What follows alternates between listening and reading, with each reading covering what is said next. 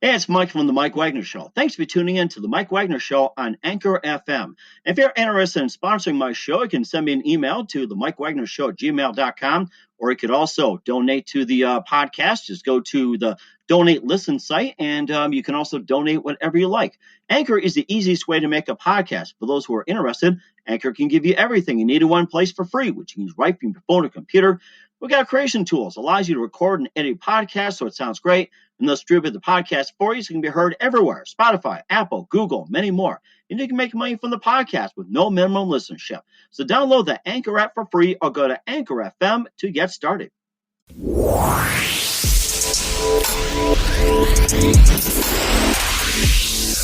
It's now time for the Mike Wagner Show, powered by Sonic Web Studios. Visit online at sonicwebstudios.com for all your needs. The Mike Wagner Show brings you famous celebrities and amazing people from all over the world. Listen online at themikewagnershow.com and on Facebook, SoundCloud, Spreaker, Spotify, and iHeart Radio. And watch the interview on YouTube. So sit back and relax and enjoy the Mike Wagner Show. Hey everybody, it's Mike from the Mike Wagner Show, powered by Sonic Web Studios. Visit online at sonicwebstudios.com for all your needs. Look at a professional website without breaking your budget. Sonic Web Studios is the answer. Sonic Web Studios offers fast, affordable custom web designs at below the competition way. Call today at 1-800-303-3960. That's 1-800-303-3960. Or email to support@sonicwebstudios.com. Mention the Mike Wagner Show. Get 10% off your first order. Sonic Web Studios. Take your image to the next level. Also, the Mike Wagner Show can be heard on the MikeWagnerShow.com. You can check our Facebook page at Facebook.com/The Mike Wagner Show. You can download and listen on Facebook, SoundCloud, Spreaker, Spotify, and iHeartRadio. Also on Anchor FM, Radio Public, iTunes, Google Play, and Apple. And coming to a few more platforms near you, take the Mike Wagner Show with you on any mobile device and subscribe to the Mike Wagner Show on YouTube as well. We're here with a wonderful lady living in the Los Angeles area, originally from Pittsburgh, PA. She's a producer, writer, and composer for TV and film. She's won numerous awards, and she's also got a book called The Text Book, a guide to communicating better. We don't mean the school books. We're talking about text book, how to properly text, the etiquette of texting. So just get ready to LOL or LMAO on this one, or sometimes you'll be saying WTH or WTF on this one, or sometimes you'll be like SMH or IDK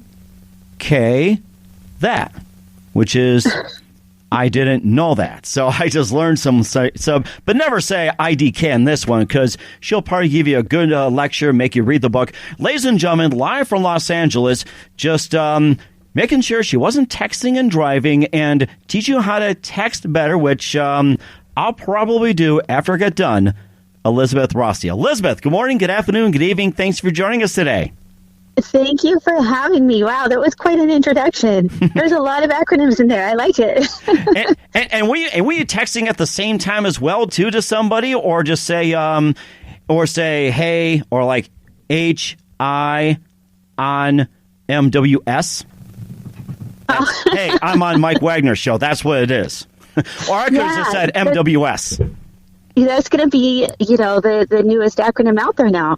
and I think thanks to you, that's going to be starting as well, too. So, unfortunately, I can't text and interview as well, too. Texting and driving, that's illegal. Texting and drinking, that's even worse. Texting and fill in the blank, just as bad as well. So you grew up from the Pittsburgh area, and you came to Los Angeles. You're a producer, writer, composer for TV and film. You worked on the Project Pittsburgh, Killing Point, Baseball's Last Hero, A Lesson of Love, All Saints Eve, and you're also the author of the Textbook, Guide to Communicating Better. You've also won numerous awards, and you also produce some music. And before we get into your wonderful career and talking about the Textbook, tell us how you got started. Well, as a writer, I've just always been a writer. It's just been so inherent in my nature. So when I go back to Pittsburgh now to visit, I still find composition notebooks from when I was like 8 years old, filled with short stories and poems and song lyrics, like all kinds of things. So it's just something I've always done, I think, since, the time I could probably walk. Mm-hmm. Mm-hmm. And what else made the move for you going from Pittsburgh to L.A.? Well, out of college, I started to realize, that the opportunities are really for that industry are really, of course, based more in New York and LA. And while there are some opportunities, in other areas, I just really feel like those two are the hubs. So, I picked up and made the move, and it's been wonderful. I love it.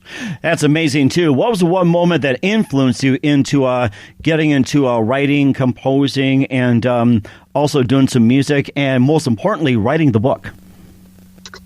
Well, I think from the musical side, it's interesting that you ask that, because I've always kind of kept music a very private, like personal, just a creative outlet for myself.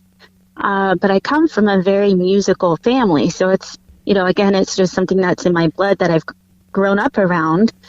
And two of my brothers are professional recording artists. My other brother owns a music studio. It's just all around me. Unfortunately, one of my brothers passed away about 2.5 years ago. Oh my gosh, I'm sorry. Thank you. From that, I've just had this drive to get more into the music side of it, kind of as a way to carry on his legacy and honor him in some way by using, my musical talents. Because we would actually all play together as a family band sometimes, and so that was probably the one moment that really kind of prompted me to start exploring more musical opportunities. Mm-hmm. But aside from that, the writing, like I said, I've just always done it. And a couple years ago, I got my mom a smartphone for Christmas. Mm-hmm. And that kind of prompted me to look into texting, because she was asking me a lot of questions. And I really started to, just by researching some of these things, I started to notice kind of, I hate to say the word crisis, but it's almost just like this impact that texting has had on our society. Mm-hmm. And just, and it's not always a positive impact, as I'm sure you can imagine. We have this powerful little device in our hand that we can use to communicate with virtually anyone in the world, but we're not maybe using it the best way that we can be. So a lot of people are feeling more disconnected, more lonely, more depressed. And unfortunately as well, the rates of suicide have gone up since texting was invented. And so I'm sure there were other factors involved with that, but I do feel like texting was probably a contributing factor to that. So I wrote the book in an effort to help people learn how to text better, learn how to communicate better, and really connect with each other, because it's become the most popular, form of communication that everyone uses now. So, how can we do it better? And that's really what the book's about. Mm-hmm. And of course, you said about when it came to suicide rates, I kind of just said to myself, SMH, just shaking my head at this point. I'm sure everybody knows as well, too. And also, too, since you did some research, how do the names like, say, LOL, laughing out loud, or some of the popular texting codes came about? And what are some of the unknown ones that people don't use? And what are some of the up-and-coming texting codes say, TTB, the textbook, or say, let's say... I'm just trying to think. ATN altogether now, things like that. So how do these come up, and how do they get to be popular, and what are some that are not being used, and what are some that's in the works of becoming used? Mike, that is a great question. In the book, I actually have a whole subsection on acronyms, because they're always changing. There's new ones popping up and other ones fade. And even the most popular ones like LOL, that LOL can actually have over 100 different meanings, believe it or not, based on the location that you're in, the geographical location, or the industry that you're in. Like LOL, most people, I think, take it to mean laugh out loud, but it can also mean lots of love, If you're in like accounting or a legal industry, it can mean loss of liability. There's actually a women's group in Louisiana. They sign off LOL, Ladies of Louisiana. So amazing. It's yeah. So you never know. So with acronyms, I always tell people, first off, not to use them in a professional setting, because there's a couple of instances in research where corporations have actually faced lawsuits over employees' use of acronyms. So don't use it professionally, but use them. Feel free with family or friends that you've known a while. Even here in LA, I'll meet someone, and it seems like at least a couple of times a week I'll see a new acronym come across them that I message them like, hey, so what does that mean, or what did you mean by that? Because they're just always new ones coming out. So. And what are the most overused ones, and what do you consider the most annoying? Good. You're full of good questions today. I love it. The most overused one, I think for me personally, I do see LOL probably after sentences where they're not laughing out loud, mm-hmm. But it's just maybe a way to kind of get the mood across or express really what they're trying to say, like in a lighthearted way. Mm-hmm. But so I do think that one is really overused. But I love it. Like I love making people laugh and laughing myself. So I feel like most people, that's really their intent. They want to, they want to make you laugh. So, but yeah, I do see that one a lot. That's probably the most popular, most common. There's one I saw about a month or so ago, which was hashtag QF. And I'm still not 100% sure what it meant, because in the context, it was not, I looked it up actually on an Urban Dictionary to see what it was. Yeah, and both of the definitions on there were probably not good to say in mixed company. Right. I understand it. And if you're not comfortable saying it on the air, it's like, we understand. So we don't want you getting in trouble. So we totally understand. Yeah, so you can go to Urban Dictionary and you look up the hashtag QF and you'll see that. Yeah, so that one, there's just some really annoying ones that you can't figure out, and but it happens. Mm-hmm. And of course, how did the hashtag get started as well? Well, I think initially it got started because texting, and I addressed this actually, I think in the first chapter of the book, where it goes over kind of the history of texting. It was developed in the late 1990s, and I think the first text actually sent was "Merry Christmas" by a couple guys in the UK. And so because of network restrictions at that time, the text messages were limited to 160 characters. Uh-huh. So I think that's how a lot of the texting language actually got started, as far as with the acronyms and shortening, words from Y-O-U to just putting U. And because you had to try to fit as much as you could in that 160 character limit.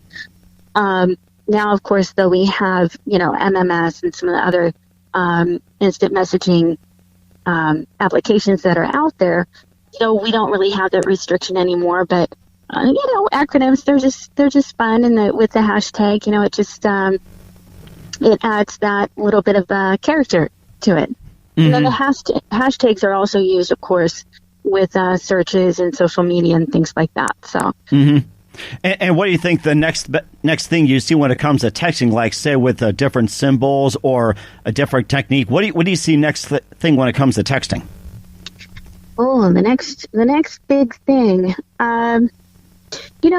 That's like you said, another good question.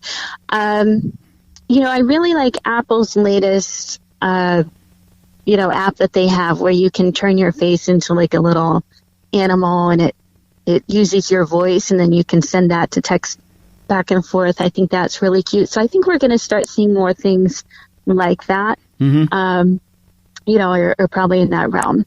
Mm-hmm. That's something, too. Almost sounds like a text-to-speech back in the day, or speech-to-text, which was, predecessor before that. So it sounds like texting has really come a long way. Yeah, it really has. I'm a writer, not a mathematician, but 1999, let's say, to 2019 is 20 years? Mm-hmm. Yeah, so it's really developed, and it is the most common form of communication today that we have. So, just doing it. I feel like we can all probably do it a little better, myself included. LOL. LOL, yes.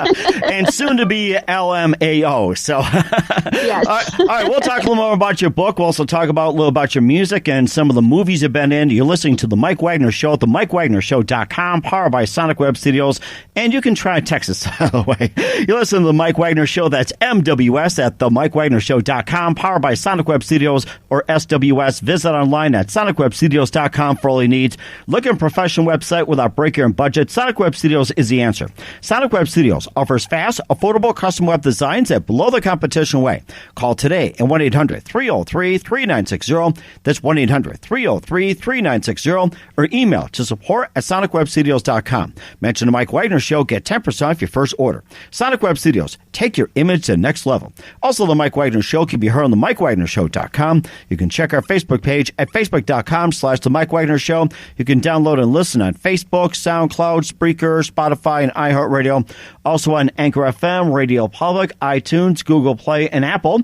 You can also take The Mike Wagner Show with you on any mobile device. You can also subscribe to The Mike Wagner Show on YouTube as well. And you can also type MWS on Google as well, too. So hopefully they'll be making popular pretty soon.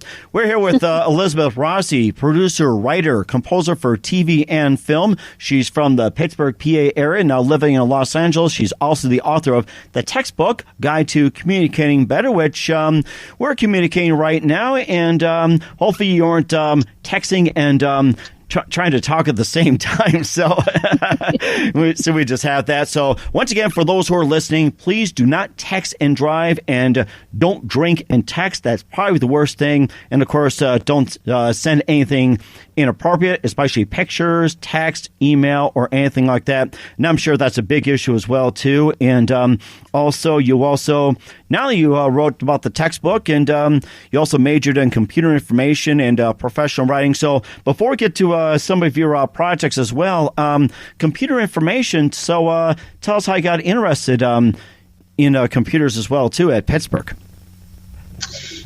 Well, I wanted to do something that was going to be intellectually challenging. So I looked into pre-law and pre-med and studied both of those each for a year, and decided they weren't for me.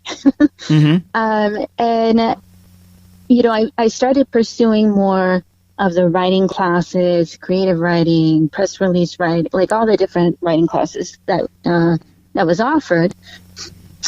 And then, I was looking around, at my fellow students and recent graduates, and most of the writing majors were working as servers in restaurants. And I was like, okay, so if I really want my writing career to take off, I need a way to support myself until that happens. And, computers are something that I've just always had an interest in. And even today, I still do some technical writing for a software company and help them out with that. So, I just really have a strong interest in that, and have multiple articles online about artificial intelligence and machine learning and how that's going to affect society coming up here, and the potential negative side effects to that, too. But anyways, so I've just always had a strong interest in computers because, again, it's something that's just ever changing, and you have to constantly stay on top of to keep sharp at it. So you mentioned AI earlier as well, too. That's been a real hot topic when it comes to AI, artificial intelligence. And there's also talk that AI may be replacing some jobs as well. Do you see that as a reality? And if so, which jobs would be affected by AI? I think the use of AI in the workforce, I think, is going to be something that we see as a growing trend. I feel like the thing that people should be mindful of, though, is not. I don't feel like it's going to take jobs away. It's going to allow people, rather than having to, rubber stamp the same piece of paper 100 times, which is going to be monotonous and mind numbing, and for anyone who has to do that. Right. So AI can take that kind of task and do it and get it done, and allow the worker to really focus on what they want to be focusing on, which is, not stamping a sheet of paper 100 times. So I think it's definitely going to change the workforce, but I don't think we're going to lose jobs from it. With any innovation, even with the first innovation of computers back in the day, and as far back in history as you can think, I think that's always been a fear of new inventions, and how is it going to affect the workforce. But I think it's just going to make things better and more efficient, and allow people to really focus on the task that they want to be doing. That is amazing, too. And, of course, you talked about computers as well, too. Which philosophy have you leaned towards upon? There's always a battle between Microsoft and Apple. Which philosophy have you always leaned on, Bill Gates or Stephen Jobs? Well, they both have their advantages, that's for sure. And actually at home I have a Mac and a PC.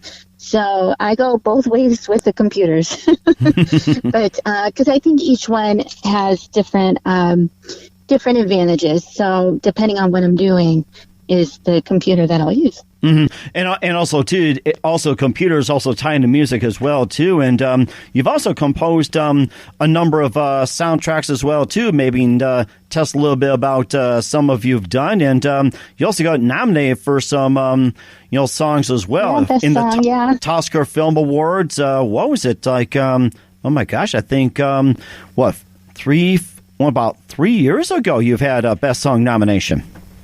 Yeah, within the past couple years has really been when I've started focusing more on music, and that I was working on some scripts for different shows, and you get to know the people that you're working on the project with, and they learned of my musical background, and something came up, like I forget what happened specifically on the project, but we were kind of in a pinch, and they needed a few minutes of music to fill in, a scene in the film.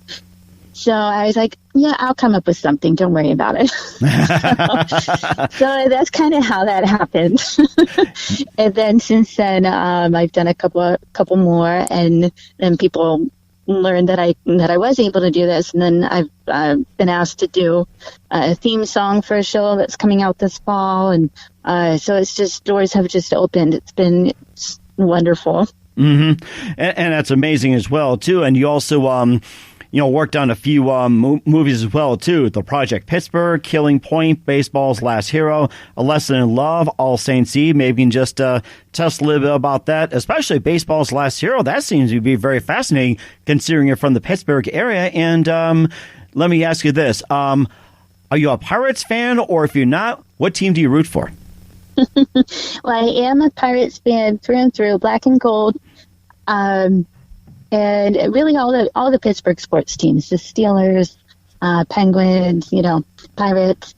But with the films, I've held different roles kind of within each project, so it's been a learning experience for sure. Each project has been different. Each one, has just been, the topics have been so varied and different. My brother is a director out here in Los Angeles, and so I've been fortunate enough to work with him on a new feature that's coming out later this year called Canaan Land. So I've been helping him produce that, and I'm actually working on an animated screenplay right now, an animated feature.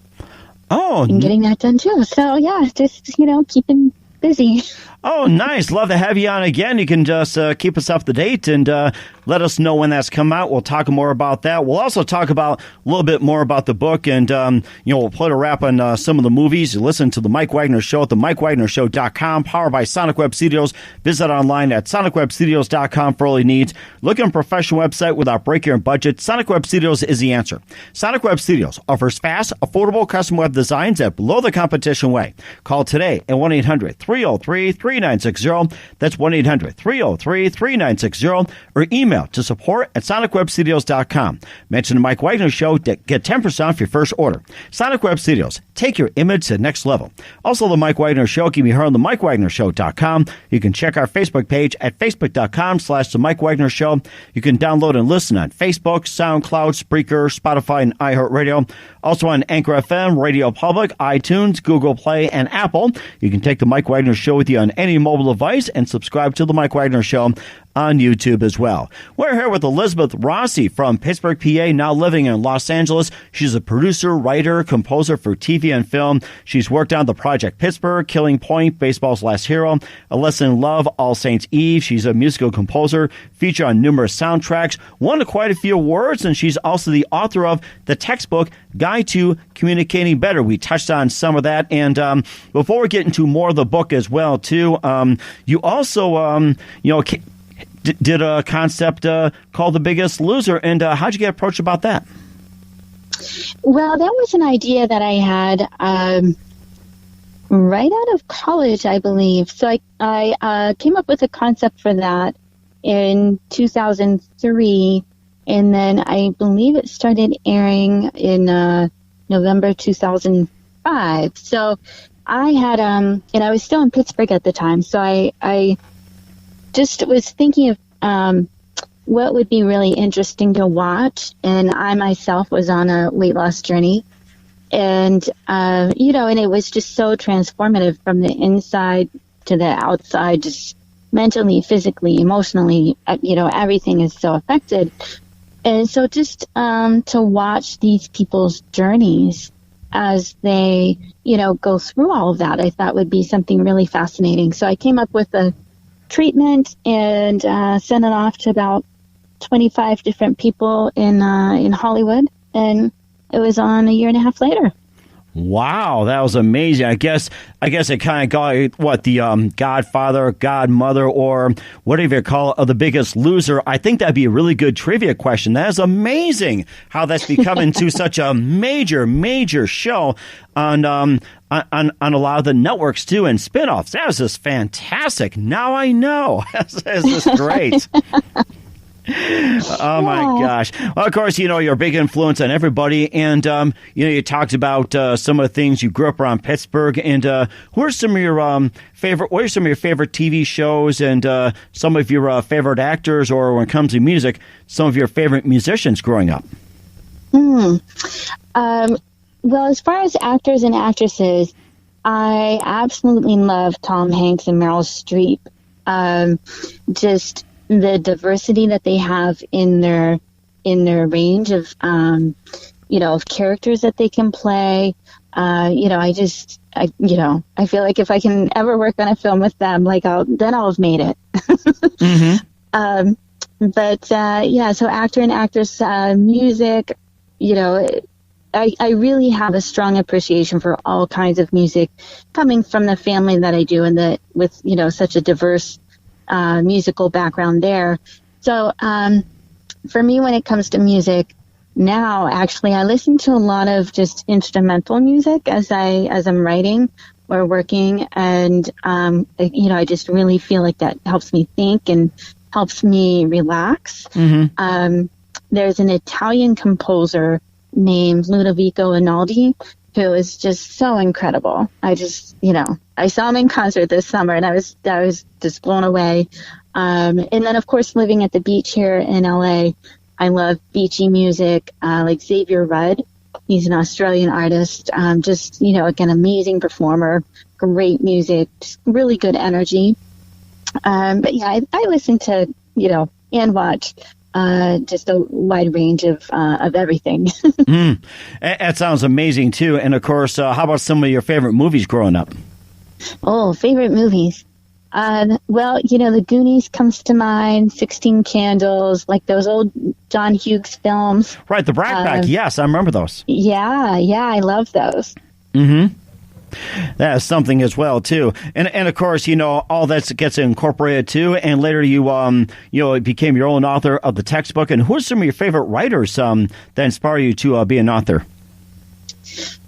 Oh, favorite authors. Well, there's a mystery writer, Janet Ivanovich, and I've enjoyed her books. They make me laugh, and they take you kind of outside of the realm of where you are. You just get engrossed in the story. Of course, Dan Brown. I tend to read a mix between some pop fiction, like those kinds of things, and then more on the spiritual side, some like self-help books that really kind of help you discover more about yourself and just grow as an individual. That is amazing, too. And, of course, this all led you up to writing the textbook, A Guide to Communicating Better, which is out right now. You can tell us where to purchase a book and what are some of the 7 texting pitfalls and what to do if you're in one now. Well, people can check out the book and more information on the book. It's on the web at the-text-book.com. And there's a lot of good information on there. Of course, Instagram and social media, Facebook, all the platforms. Mm-hmm. And as far as the pitfalls, there are, I almost named that chapter, The 7 Deadly Pitfalls. But so I think let me think of maybe one of my top ones. I feel like when you text someone, you have no concept of what's going on in their life at that moment. Mm-hmm. Like where they are, what they're doing. Are they at home, sick in bed from work, and they're like half, doped up on NyQuil and they kind of see your text and fall back over asleep. And then 3 hours later, you're like, why didn't so-and-so get back to me? And so there's a lot, having no context in text, I think is the subchapter of that pitfall. But so really, just you're not at all aware of what's going on with them. Mm-hmm. So I think that's one of the pitfalls. And because you're not aware of what's going on with them, you kind of expect to get that instant reply. And then if someone doesn't reply right away, you start to feel offended or, but they could be asleep on NyQuil, or they could be out of cell phone range on a hike somewhere, or just enjoying a movie, So I think there's some of that goes on, and then people start to feel offended that, the person didn't reply back right away. Mm-hmm. That's one thing. I think another thing that happens with texting is we tend to be, I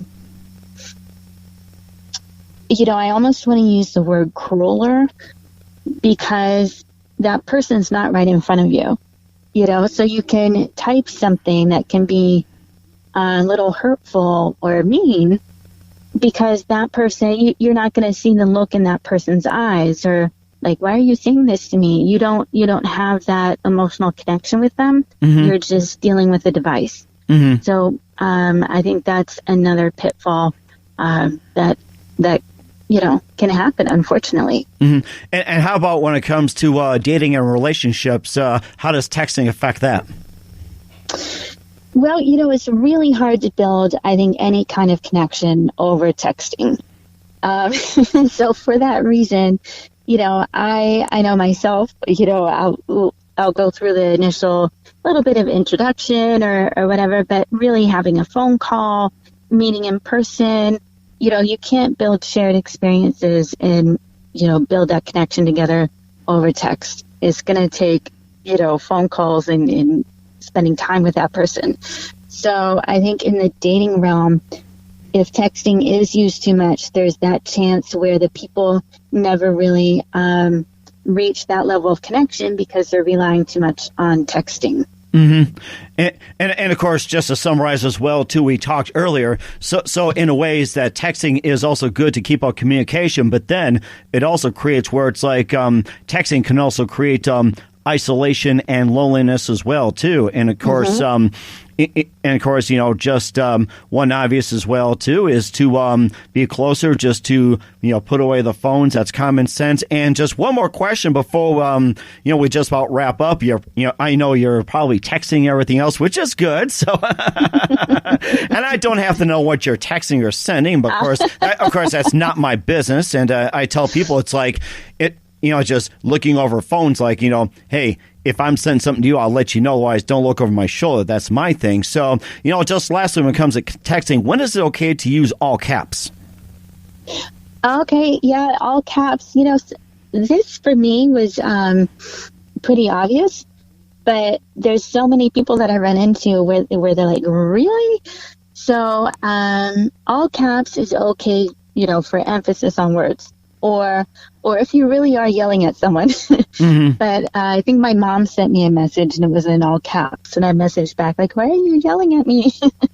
But so if you do want to get your point across about like, for example, if you want to say, no, I don't like that pizza place, you could, put the word that in all caps if you want, that was probably an awful example, but but just to just highlight words and sentences. It's a great tool for that. Mm-hmm. And of course, or like the text, you are so cute. You could put "so" in all caps. Or you could probably say YASC. YASE. You are so cute. Oh, yeah. You probably could. Yeah, acronyms, of course, too, all caps. Mm-hmm. Of course, that's all in the book as well, too. The textbook, which is out right now as well, too. And, of course, just a few more things as well, too. What do you consider a favorite project and the most challenging? Favorite project... I really like this animation screenplay that I'm working on right now. I think it has so much potential to just, I think it could be another great film for Pixar or Disney or, but just to really reach kids. So that's on my heart. And then I'm also going to be working on a song here, my first single release coming out hopefully later this year or early next year. Oh, nice. Keep us up to date with that. I'd love to hear it as well, too. And maybe you could sing as well, too, and let us know it's coming out. That'd be fantastic. Yeah. And, yes, we'll definitely have you back on for that. So keep us up to date. And what do you consider the most challenging? The most challenging, I think for me, the most challenging, actually, I had to write a show about, it was a true crime about a serial killer, John Wayne Gacy. Uh-huh. And for me, that was very challenging, doing all of the research and these horrendous, murders that he committed and how he stored it's just, I don't want to get into all the graphic details, but, right. Doing that research and really delving in and having to write a show, like, based on all that, it was very dark. And I was waking up in the middle of the night with nightmares. And so I try to avoid those kinds of things now, but yeah. For me, that's probably the most challenging. No clowning around for sure as well, too. John Wayne Gacy was a clown before he, got into serial killer. That's why I said that, too. Of course, some of us living in Chicago just read through the stories, and I said, that's enough. I mean, unbelievable. So, yeah, we had that. And what do you consider most memorable moment? Most memorable, I think, was the first time in a limo ride going to the red carpet in Hollywood. That just, relishing in that moment and being all dressed up and, heading down for the awards ceremony. It was, that was very memorable. That something I cherish. That is amazing, too. Like to see you go down the red carpet more with all the awards you racked up as well, too, as mentioned in your bio. And who do you consider biggest influence in your career? Biggest influence in my career...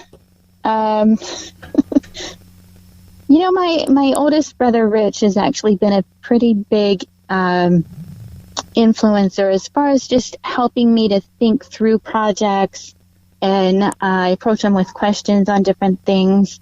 And, he's just a wonderful big brother and gives me lots of good advice. That is amazing, too. And what's the best advice you can give to anybody at this point? I think when people ask me this question, I always say there's three things that you kind of have to do. The first is follow your passion, because what is life without passion, right? So follow your passion and find a way how it's going to benefit the world. The second thing is work hard at it. You have to be persistent. There's so many times I've put in 16, 18-hour days on projects to, try and get things done. So work hard at your passion, hone it, work at it every day. And then the third thing is just to be kind. Be kind to strangers, to your coworkers, because it's a lot easier to be hired on different projects if you're friendly and nice to work with. Very good advice. I love that. Elizabeth, just want to say a big thank you for your time. You've been fantastic. Look forward to having you on again soon. And once again, tell us about your upcoming projects. What's your website? How do people contact you? And where can they purchase your book, the textbook? People can go to the-text-book.com to learn more about the book. And all the social media platforms, they can feel free to look me up, Elizabeth Rossi, or the textbook.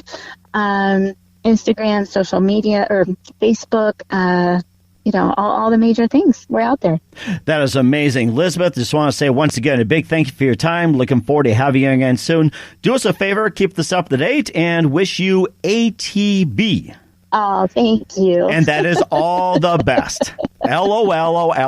Okay, that's enough texting. LOL. That was great.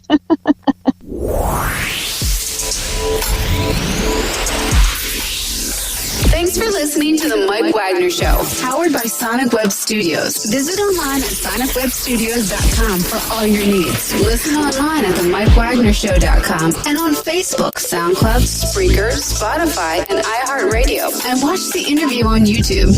Also, become a sponsor of the program and or donate today at themikewagnershow.com. Join us again tomorrow for another episode of The Mike Wagner Show.